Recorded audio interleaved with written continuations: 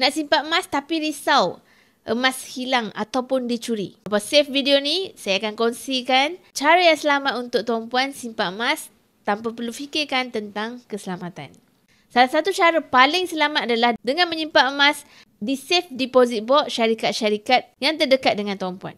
Peti besi ini kan diawasi 24 jam dan juga dilindungi oleh insurans. Jadi tuan-puan tak perlu risau tentang kecurian. Jika tuan-puan lebih suka untuk emas tuan-puan berada dekat dengan tuan-puan di dalam rumah tuan-puan, tuan-puan boleh adakan peti keselamatan yang berkualiti tinggi dan tuan-puan simpan di tempat yang sukar dijangka. Sebagai contoh, mungkin tuan-puan kena koreklah sikit dekat lantai untuk tanam peti besi tuan-puan. Atau tuan-puan manfaatkan akaun emas gap yang Public Gold sediakan untuk tuan-puan simpan emas tanpa perlu risau tentang kecurian di rumah.